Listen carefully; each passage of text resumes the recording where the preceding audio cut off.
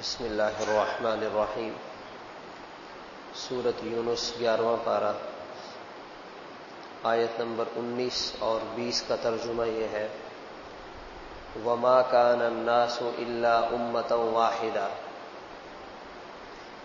ایک وقت تھا جب سب کے سب لوگ ایک ہی امت تھے، فاختلفوا، پھر اختلاف میں مبتلا ہو گئے، ولولا کلمۃ سبقت من ربک، اگر آپ کے رب کی طرف سے ایک طے شدہ بات نہ ہوتی، لقضی بینہم، تو ان کے درمیان فیصلہ کر دیا جاتا، فیما فیہ یختلفون، جس میں یہ اختلاف کرتے ہیں۔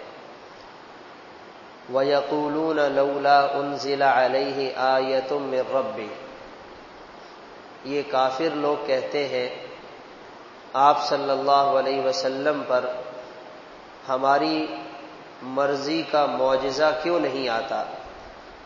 فَقُلْ إِنَّمَا الْغَيْبُ لِلَّهِ، آپ انہیں جواب میں کہیے غیب کا علم صرف اللہ کو ہے۔ فَانتَظِرُوا، تم انتظار کرو، إِنِّي مَعَكُم مِّنَ الْمُنتَظِرِينَ، میں بھی تمہارے ساتھ انتظار کرنے والوں میں سے ہوں۔ سیدنا آدم علیہ السلام سے لے کر سیدنا نوح علیہ السلام کے زمانے تک کفر اور شرک نہیں تھا۔ وما کان الناس الا امۃ واحدہ، سب کے سب لوگ عقیدے کے اعتبار سے، دین کے اعتبار سے ایک ہی دین پر تھے، اور مشرکین اور کافروں سے انسانی معاشرہ پاک تھا۔ حضرت نوح علیہ السلام کے زمانے میں بت پرستی اور شرک کا آغاز ہوا ہے۔ آگے پھر ہر زمانے میں مختلف شکلوں میں یہ سلسلہ چلتا رہا۔ اب یہاں سوال یہ پیدا ہوتا ہے، حضرت آدم علیہ السلام کے زمانے میں جب انسان آباد ہوئے تو وقت کے گزرنے کے ساتھ ساتھ آبادی میں بھی یقیناً اضافہ ہوا، بہت سارے قبائل بھی وجود میں آئے۔ ہو سکتا ہے اس زمانے کے حساب سے کہیں کوئی ریاستی نظام بھی وجود میں آیا ہوگا، یہ ہمارا علاقہ، یہ تمہارا علاقہ، یہاں ہمارا سردار، یہاں تمہارا سردار۔ تو قرآن پاک اس کے باوجود کیسے یہ کہہ رہا ہے کہ لوگ سارے کے سارے ایک ہی امت تھے؟ اس میں در حقیقت ہمیں ایک بہت بڑا پیغام اللہ تعالیٰ بتا رہے ہیں۔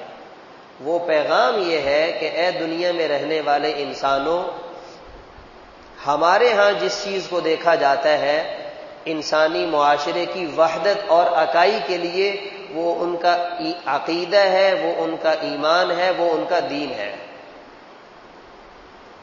هو الذی خلقکم فمنکم کافر ومنکم مؤمن، ہمارے ہاں انسانی آبادی کو، انسانی معاشرے کو جس نقطۂ نظر سے دیکھا جاتا ہے وہ ایمان اور کفر ہے۔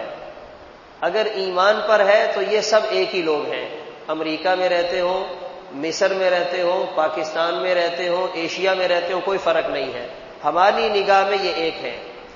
اور اگر عقیدے کا فرق آ گیا، والد مسلمان ہے، بیٹا کافر ہے، ایک بھائی ایمان پر ہے، دوسرا بھائی کفر پر ہے، ہم کہتے ہیں یہ ایک نہیں ہے۔ تو اللہ تعالیٰ کے ہاں انسانوں کی جو تقسیم کی گئی ہے وہ ایمان اور عقیدے کی بنیاد پر ہے۔ ہم انسانوں میں جو انسانی تقسیم ہے وہ یا تو ملکی بنیاد پر ہے، یہ پاکستانی ہے، میں بھی پاکستانی ہوں اس لیے ہم ایک دوسرے کے دوست ہیں، یا علاقے کی بنیاد پر ہے، یا زبان کی بنیاد پر ہے، یا جیسے کہیں پیشے کی بنیاد پر ہے، یا آج کل کے حساب سے مالداری کی بنیاد پر ہے، یہ بھی پیسے والا، میں بھی پیسے والا، ہم ایک دوسرے کے بھائی ہیں۔ تو یہ ہماری سوچ ہے، یہ ہمارا نقطۂ نظر ہے، اللہ تعالیٰ کے یہاں ایسا نہیں ہے۔ اور آپ صلی اللہ علیہ وسلم نے کیا فرمایا؟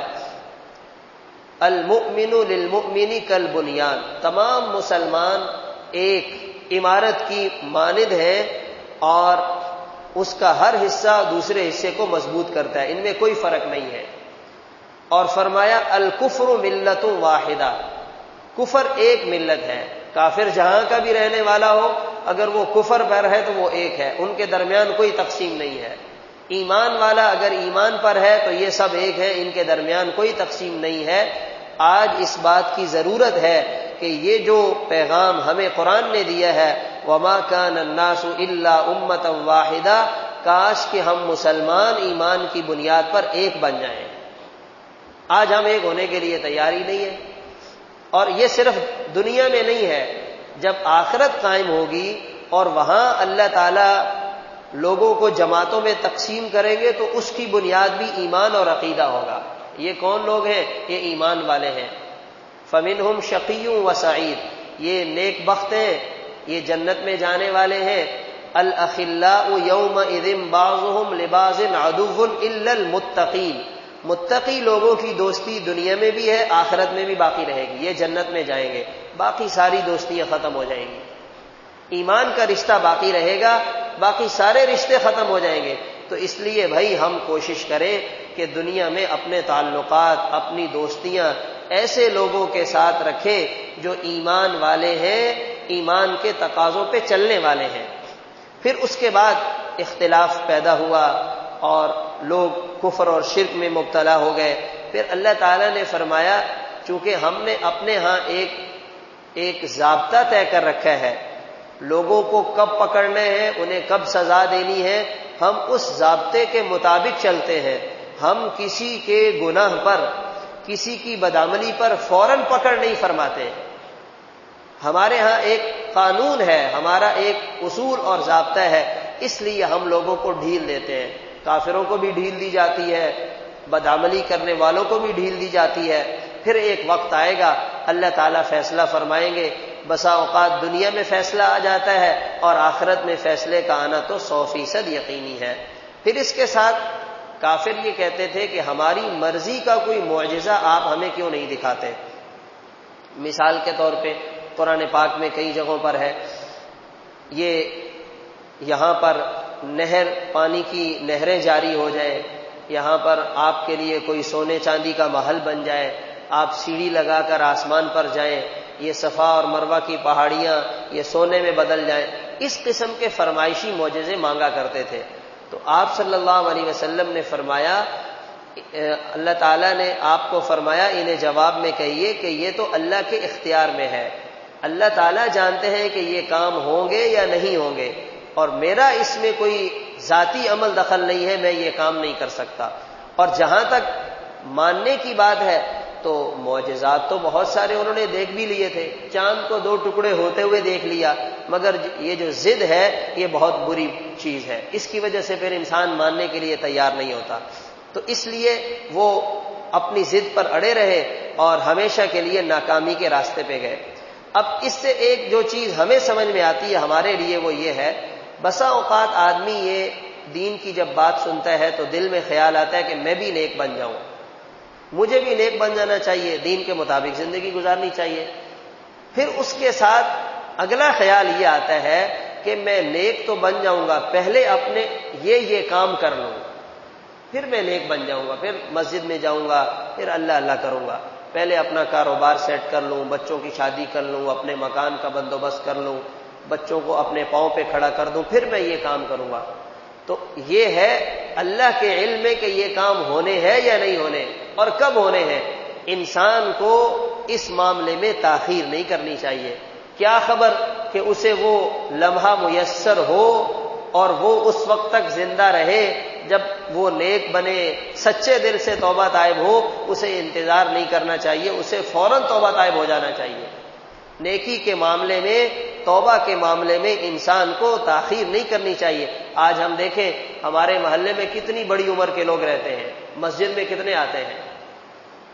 اگر یہ انسان سمجھتا کہ میں سارے کاموں سے فارغ ہو کر نیک بن جاؤں تو مسجد کو تو بزرگوں سے بھرپور بھرا ہونا چاہیے تھا، مگر یہ دھوکہ ہے، شیطان کا انسان کے ساتھ بہت بڑا دھوکہ ہے۔ تو انسان کو انتظار نہیں کرنا چاہیے۔